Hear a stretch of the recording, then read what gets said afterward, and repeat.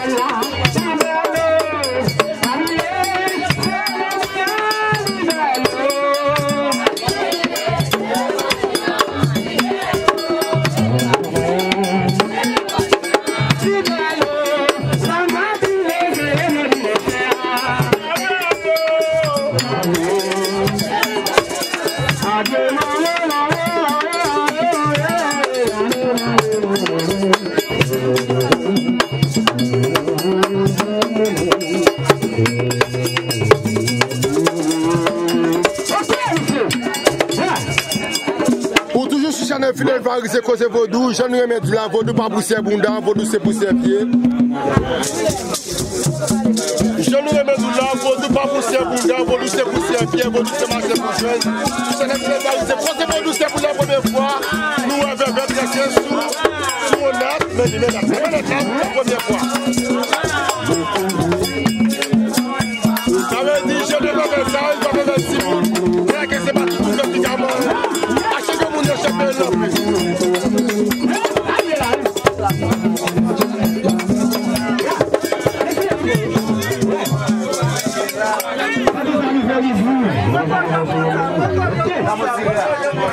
Achetez comme on achète là, brûle.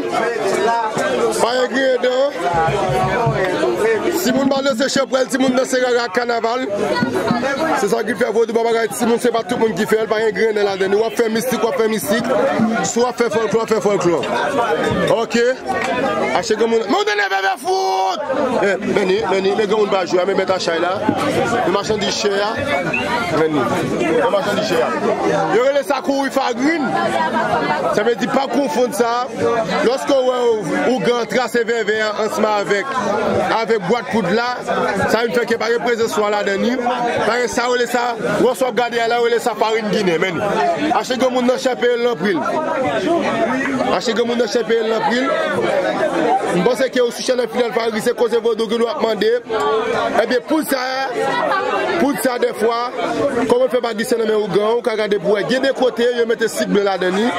Ils mettent cible de farine blanc, ça veut dire mettre cible ça me permet que au gants capable de poudre là. Achetez comme on échappé l'April. Ça veut dire là il y a bonnet. Nous ça c'est chaîne fidèle Paris c'est cause votre nous-mêmes. Il y a bonnet vert. Toujours me dit nous, sur chaîne fidèle Paris c'est cause votre nous pas pousser un bunda, vaudou c'est pousser un pied, vaudou c'est marcher pour jouer. C'est pour la première fois, sur Chanel fidèle Paris c'est cause vaudou, pour que vous pouvez tracer sur une adresse. Mais comme vous. Vous regardez pour commander pour que ça va gagner plus que la dernière. Non, il pas piller. Ça c'est vaudou qu'a fait, ça c'est mystique qui est ça va gagner Timon. J'aimerais me dire là, Timon de Serraga carnaval. Son regardez là, son double force et puis grand Jérémy Tony.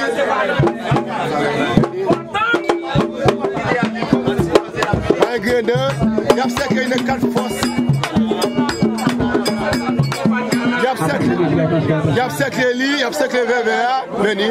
Malgré tout le fin grâce vers par yo, mais yo obligé faire meni 4 forces, 4 points pour faire appel à cette 4 forces cosmiques. Rapidement la sauvegarder là, pas qu'à l'autre qui on va faire un bois. Tourner va changer. Acheter comme on a chapé l'April depuis la période ça là pas période radar, c'est période pétrolier, c'est bagage chaud par ingrédient là dedans. Nous même si nous ti moun balance chapelle, ti moun dans carnaval. Ou c'est ti moun à dans carnaval, mais depuis c'est chapelle service go, ou était là. Pas comme ça arrive. Mais comme on ça par ingrédient là dedans. Ça sauve même Makaya. Est-ce que so Makaya bise comme pas connait mais ça fou. So Makaya. Le flair. Le ça, de côté le vert. Mais si Chanel fidèle Paris de cause de nous quand mystique c'est la géométrie sacrée. C'est la géométrie sacrée et ça c'est cette d'aratio. Ancien a fait ça depuis la nuit des temps. Ça veut dire qu'elle pas une période bien déterminée que vaudou sérieux nous commençons à faire ça. Belle bagaille. Les gens vont grâce les changer. Ah, les changer. Go serpent là, Denis qui c'est bon la vie. Double force là. Baba Gaï Timoun. Moi me dis ça là, Timoun. Devant ça le Baba Timoun. Acheter mon chapelle l'April. Une secret. OK. Vous pouvez garder bateau.